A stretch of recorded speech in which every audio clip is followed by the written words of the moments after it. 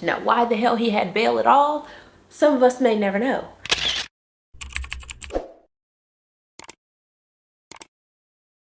Hey y'all, welcome and/or welcome back to my channel. My name is Janae, if you didn't know, and today's video is another true crime episode. So if you're ready, let's go. All right, y'all, so back at it with the nail cam. And as usual, baby don't want to focus. There we go. Okay. Something real cute, really simple today. Yeah, y'all, I'm really in my dainty nail era at this moment, so nothing too extravagant, simple, cute, almost basic, but not quite. Yeah. Anyways, as y'all can see, we have somewhat of a different setup. I'm really not sure if this is how it's gonna stay, because throughout all of those technical errors that I was having, and just the whole video not uploading properly thing, we have moved. So yeah, in a different space. And yeah, I don't know, I'm trying to figure out if this is where I want to keep it. Like, is this how I want to keep it or what? I don't know. Anyways, we'll see how it works itself out. But with all that being said, let's go ahead and get into today's case. And if you've been rocking with me for a little minute now, then you already know that we are going from the little Hades to the Silicon Valleys of America in alphabetical order. So from Alabama to Wyoming, and today we are in Massachusetts, Springfield to be exact. And y'all, we are starting off with a high-speed chase. So basically, there's an officer who is trying to conduct a routine traffic stop on a car who has, I think it was a broken tail light. But instead of this traffic stop going smoothly, the car peels off. So the officer gives chase. And I know he probably in that car thinking like, damn, this is really supposed to be just another routine traffic stop. All you got is a broken tail light, sir. Please. Now, once this high-speed chase finally comes to an end, the officer realizes why the hell the driver took off in the first place. Because once he approaches the vehicle and does an assessment, he sees a hysterical woman in this car. Now, I've heard two reports. One of them says she was in the back seat. The other one says she was in the passenger seat. Wherever she was in the car, and she was bound. She was tied. She was badly beaten, and she was hysterical. The officer could not have imagined that this was how this traffic stop was going to go. So the passenger is hauled off to the hospital, where she is treated for multiple injuries, including a leg infection. And the driver, whose name is Stewart Weldon, is hauled off to jail and is charged with an array of things, including kidnapping and resisting arrest. Now, the woman who was taken to the hospital, we don't know her name, more than likely for privacy purposes, but thankfully she did end up surviving her injuries and was able to do an interview with the police.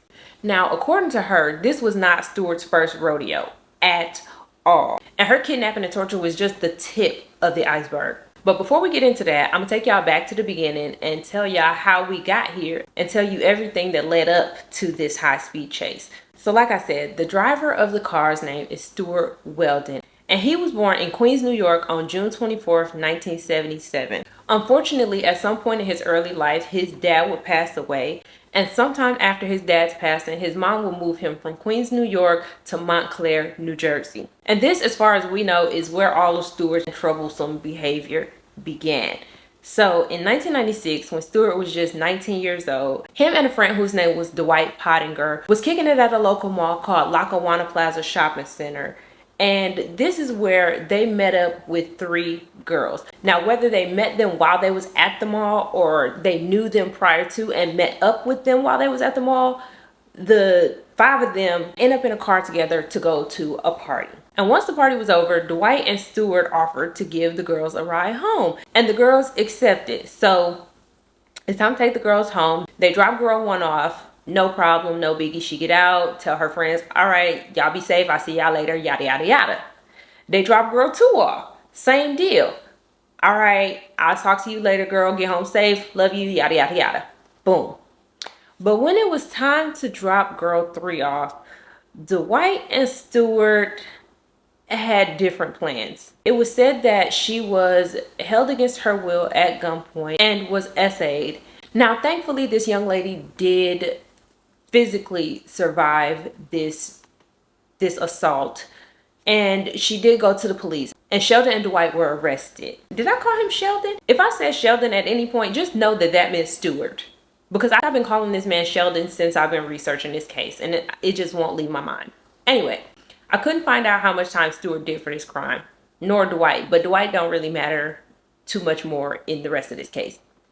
But however much time he did or whatever his punishment was, at some point after this kidnapping and essay, Stewart would get hemmed up again in East Orange, New Jersey on weapons and more kidnapping charges. And this time, Stewart would plead guilty to the charges and he would be sentenced to 3 years probation. Now, there's no records of any crimes that Stewart committed while he was on probation, but I'm inclined to believe that he was still committing crimes while he was on probation. He just wasn't getting caught. Anyhow, in 2005, Stewart would end up serving a 3-year sentence after being charged and convicted with assault of a deadly weapon. And once he was released, he would move back in with his mom. But by this point, she had moved from New Jersey to Springfield, Massachusetts. And this is where he moved, to a house that was located at 1333 Page Boulevard. Now, taking him out of his old environment and moving him into a new environment, like a whole new state, it's not a different side of the country. It's still the East Coast. Nonetheless, moving him to a whole different state did nothing to curb his criminal activity at all. As a matter of fact, it only got worse from here. And in 2010, he burglarized someone's home. And when the cops caught up to him, he assaulted the officer. And because of this attack on the officer and the burglary, he was sentenced to another 2 years in prison. However, he did not do the whole 2 years. He was released a little bit early. It wasn't too much early. It wasn't too early, but it was earlier than he was supposed to be released. So it was still in 2012, but it wasn't like late 2012 like it was supposed to be. And after his release, surprise, surprise, he went right back to his criminal activity, and he would rack up a few more charges. He would lead police on a couple of high-speed chases and do multiple stints in prison. And this leads us to 2017, where he literally did it all again. He was accused of attacking a woman, and when police caught up to him, he led them on another high-speed chase that would end when he tried to ram a police car. But instead of ramming the police car and being able to keep going, he rammed the police car and then was apprehended. And this time he was arrested and charged with assault with a deadly weapon and assault of an officer. And for whatever reason, given this man's criminal history, he was set $1,000 bail, which his mom paid for him. So instead of sitting in jail where he belonged for a long ass time, he was bailed out by his mother. Now, why the hell he had bail at all, some of us may never know. But that's the story, and I'm just telling it. Being that he was out on bail and had to show up to court at some point to face these charges, one would think that someone in this predicament might lay low, might even, stop their criminal activity, at least until after trial, at least until after they are released from prison again. But, no, not Stewart. Not Stewart. He hasn't really been held 100% accountable for any of his crimes thus far. So why would he stop his criminal activity? And so this now brings us back to the car chase that I was telling y'all about in the beginning of the video. So it's May 27, 2018. And as I stated before, the woman who was in the car with Stewart did do a police interview. And in this interview, she was telling them how she was held captive by Stewart, how he would SA her on a regular basis, and how he would regularly abuse her with objects that were in close proximity, and most of the time it was a hammer to the leg in which she was treated for a leg infection. Now, it was never stated if this woman said anything about there being other women in Stewart's home as well as her, but whatever she told him, it was enough for them to hold him on $1 million bond, but it wasn't enough for them to be able to search his house. But this time, being that he was held on $1 million bond, the mama didn't bail him out. She did not bail him out. Now, I don't know if she could afford to or not, but that's neither here nor there. She did not. And instead of bailing him out, she ended up calling the police. But this didn't happen the same day that he was arrested. This actually happened 3 days after. probably after she realized he was being held on $1 million bond, it was like, okay, so he gonna be in there for a little minute. Let me call and tell y'all what's up. And what she said on that police call was that there was a foul odor coming from her basement, and she thought that there might possibly be a dead animal down there, and she was afraid to go look. So she wanted the police to come and maybe see. Now, me and you, we know that there ain't no dead animal down there, and I think the mama knew that too. But nonetheless, the police do go to the house, and before they even make it into the basement, hell, before they even make it all the way up the driveway, they can smell a distinguishable odor that is described as the unmistakable smell of decomposition. And so they descend into the basement, and based off of the smell getting stronger and stronger as they went down the steps, they knew that this was not going to be good. So in the basement, it's like a finished basement. And so when you walk right down, it's like a living area type of deal. There's a laundry room area, there's a bathroom. So it's almost like a mini apartment. I didn't see a kitchenette or anything like that, but for the most part, it was like a mini apartment. And as they made their way around to the bathroom area of the basement, that's when they found their first body. And this body was pretty badly decomposed. And I saw some of the crime scene footage, and just looking at this bathroom, it almost, when I saw it, the first thing I thought about was the scene from Saw. If you've ever seen the Saw series, the first movie, the bathroom, that's what it looked like to me.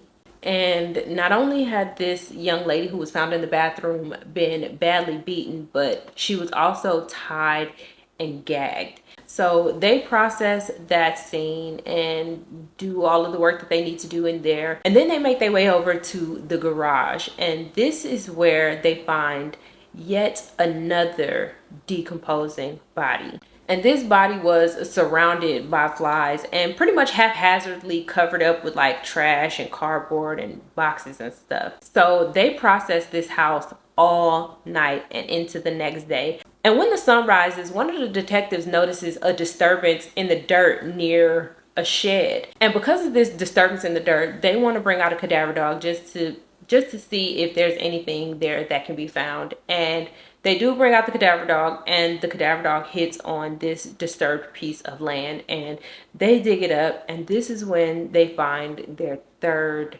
victim. And this victim was also bound, tied, and gagged, and it appeared as though this victim had been there the longest.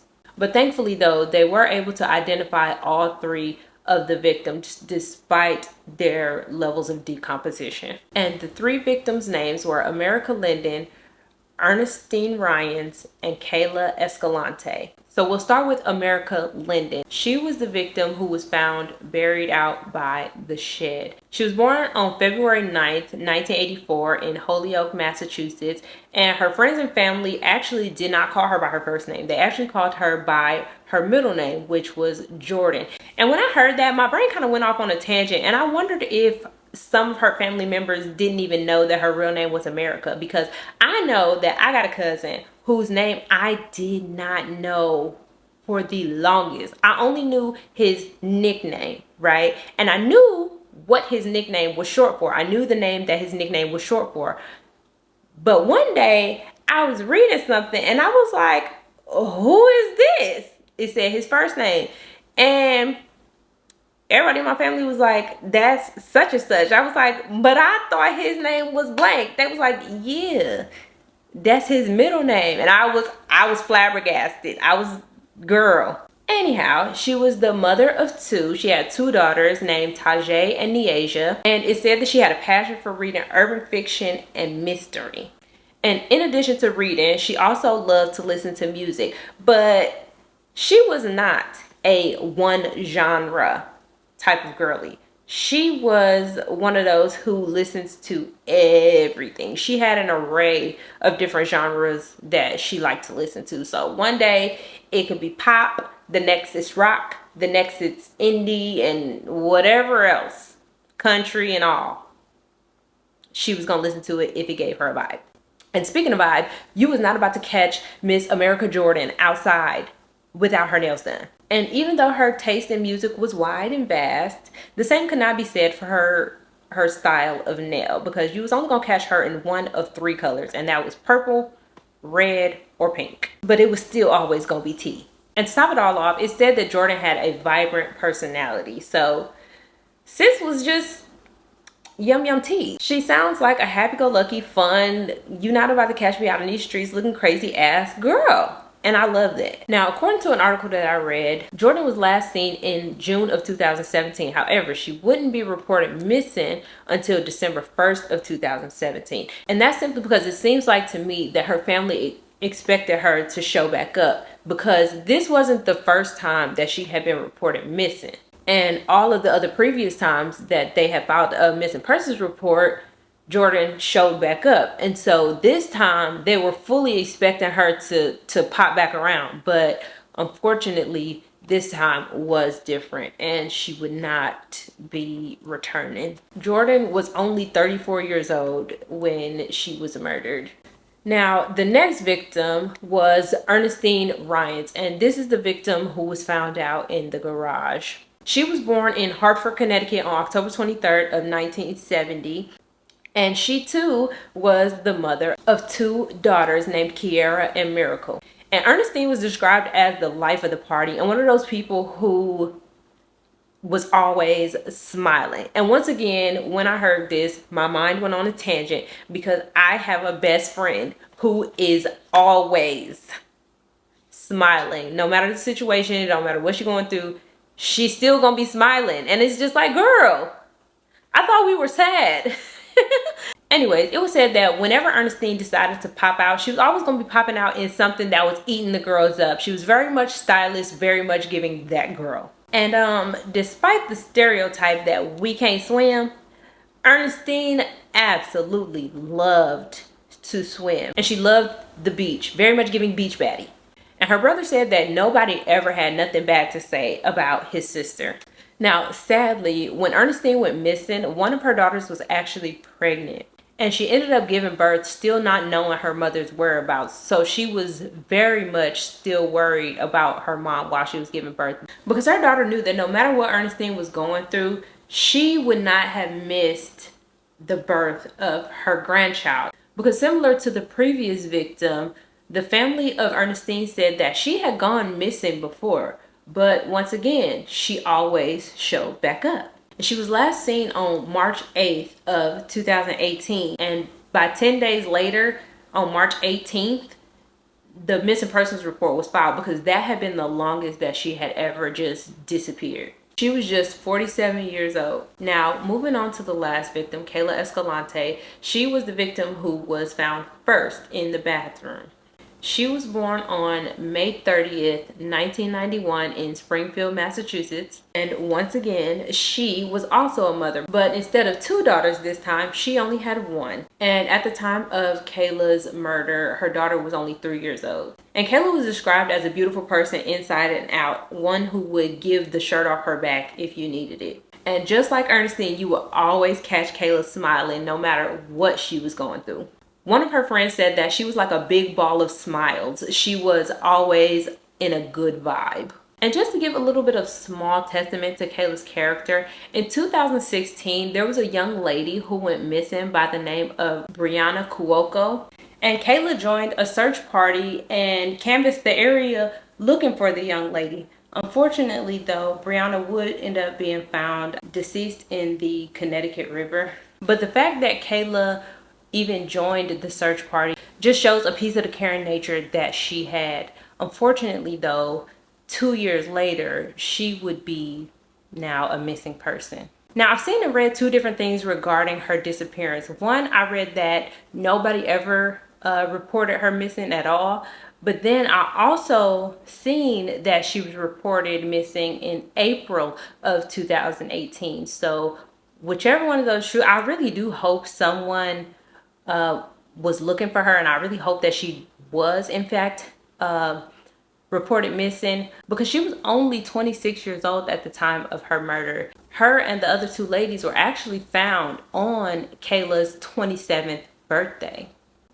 And obviously, 3 bodies being found in a home in Springfield, Massachusetts was all over the news. And being that Stewart was locked up and probably wasn't getting out no time soon, this gave multiple women the courage to come forward, stating that they too had been assaulted and or kidnapped by Stewart. But a lot of them said that they didn't go to the police due to their lifestyle. They felt like they wouldn't be believed. They felt like they wouldn't be taken seriously. And so they just dealt with it in the best way they knew how. In the end, Stewart was formally charged with 3 counts of murder, and his initial plea was not guilty. And he tried to plead the insanity route. However, that didn't work, and because that didn't work, he ended up pleading guilty and was subsequently sentenced to 3 consecutive life sentences. And he's in jail now, in prison, where he belongs. So yeah, y'all, that is all I have for today's case. Thank you all so very much for watching. Don't forget to like, comment, and subscribe, and I will see you all in the next one. It's just not doing what I needed to do. Oh. And if you've been rocking with me for a little minute now, then you already know that I'm going from Alabama to, no. Ooh, where are we going? And today we start, but either once the path, and the driver, who is a man named Stewart Weldon, Weldon, okay, was just kicking it at a local mall called Lackawanna Mall, was kicking it at a local mall called Lackawanna Plaza Shopping Center. I couldn't find out how much time what's the fuck is this man's name? Oh, Stewart. This time he pled guilty. This time Stewart would plead guilty to the kidnapping and this time, and in this, she wasn't trying to pay it. She did. Now whether the mama could pay it or what, whether the mama, fuck it. I don't know for real. I don't know. Don't listen to me. Listen to me, but don't listen to me. Anyhow, she was the mother to 2 people. And she was, fuck.